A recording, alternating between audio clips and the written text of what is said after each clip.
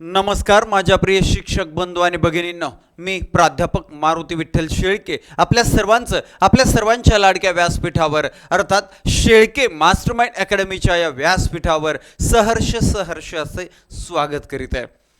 एक जुना प्रश्न आहे, पण काल परवा गेल्या आठवड्यामध्ये मला 4-5 विद्यार्थी मित्रांनी शिक्षक मित्रांनी विचारलं, काही मेसेज आली, म्हणजे अजूनही त्या प्रश्नाबाबत शंका आहे, अशा अनेकांच्या बाबत असू शकते आणि म्हणून त्याची अपडेट एका प्रश्नाचं उत्तर पुराव्यासह संदर्भासह देण्यासाठी हा छोटासा 1 मिनिटाचा व्हिडिओ आहे.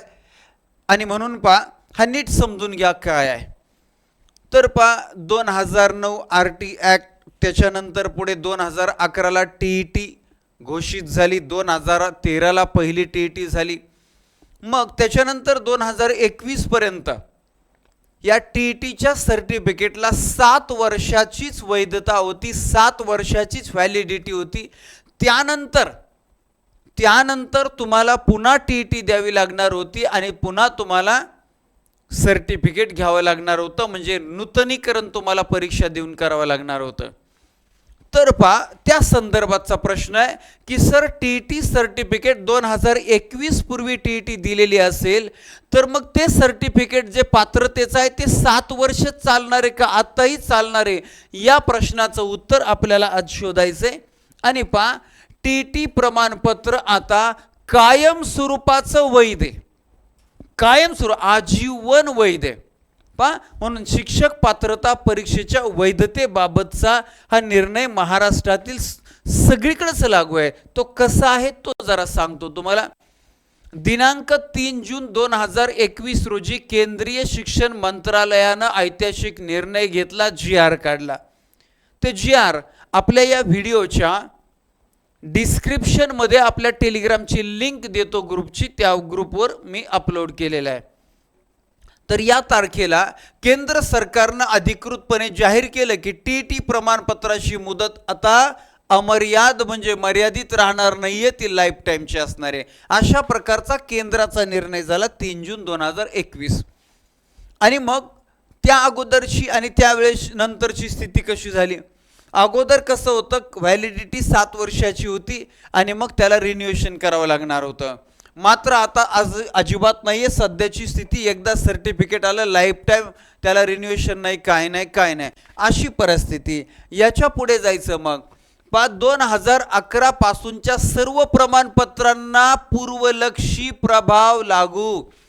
म्हणजे पूर्वलक्षी प्रभावानं ही काय फक्त 2021 पासून पुढच्या प्रमाणपत्रांना लाईफ टाईम नाहीये, तर त्या अगोदर 2011 पासूनच्या सर्व प्रमाणपत्रांना जे 7 वर्षासाठी दिलं होतं त्या सर्वांना, म्हणजे जरी कायदा इथं झालेला आहे, निर्णय इथं झालाय, तरी 2011 पासून सर्वांसाठी तो कायदा लागू आहे.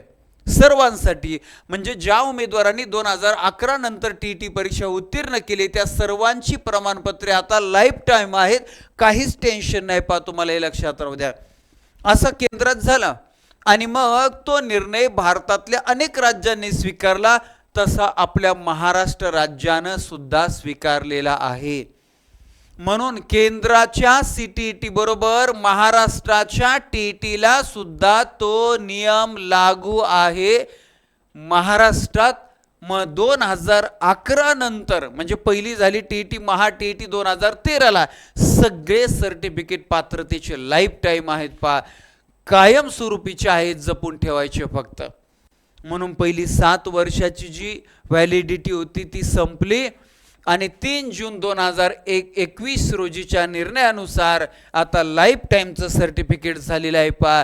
आणि म्हणून पेपर 1 असो पेपर 2 असो काही चिंता करायची नाही, लाईफ टाईम आहे. ओके, चला 21 जून 2026ला TET परीक्षा होते महाराष्ट्रामध्ये. आणि मग या TETची खात्रीशीर तयारी करायची असेल, एकदा कोर्स जॉईन झाला आणि पाहिला की संपला विषय, सेल्फ स्टडी शिवाय पात्रता 100% शक्य आहे. यासाठी तुम्हाला TET पेपर 1चा आपला लाईव्ह लेक्चरचा, रेकॉर्डेड लेक्चरचा, टॉपिक वाईज टेस्टचा, टोटल टेस्टचा, फास्ट ट्रॅक आणि महामॅरेथॉन हे सगळं एकत्रित असणारा कोर्स पेपर 1 आपल्या शेळके मास्टरमाइंड अकॅडमी ॲप्लिकेशनमध्ये सुरू आहे. अवश्य जॉईन करा.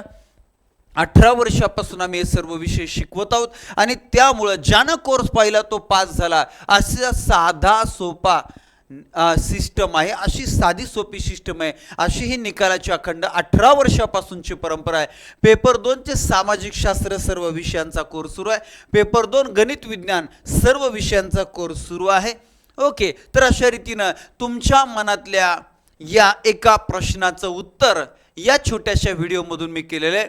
आपल्या सर्व शिक्षक बांधवांपर्यंत, आपल्या सर्व शिक्षक भगिनींपर्यंत अवश्य हा व्हिडिओ आणि तुमच्या मनातल्या समस्येचं उत्तर शेअर करायला विसरू नका. धन्यवाद. Thank you very much.